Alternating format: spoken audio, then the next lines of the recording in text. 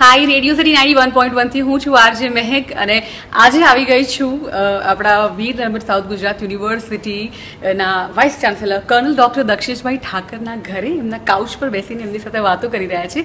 તો mothers day આવી રહ્યો છે, આપની માતા વિશે આપે કંઈક વિચાર્યું હોય, આપ કંઈક શેર કરવા માંગતા હોય તો પ્લીઝ કરો. મહેક, આ વિષય મને ખૂબ સ્પર્શી ગયો. જે વિષય વિશે આપણે વાત કરી રહ્યા છીએ, ઈશ્વર પ્રત્યેક ઘરે જઈ શકતો નથી એટલે એણે માનું સર્જન કર્યું. ગીતમાં કહેવાયું છે, વર્ષે ઘડીક વ્યોમ વાદળી રે લોલ, પણ માતાનો સ્નેહ બારે માસ.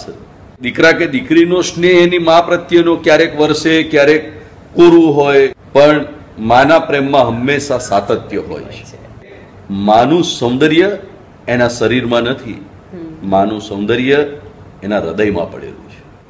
માં બોલવામાં જે અંદરથી એક છાલક વાગે છે એવા બીજા શબ્દોમાં મને તો ક્યારેય વાગતી નથી. માં જેટલું આપણને ચાહે છે એનું 10મા ભાગનું પણ આપણે આપણી માને ચાહી શકીએ એવી આપ સૌને શુભકામનાઓ. Thank you so much sir. Thank you.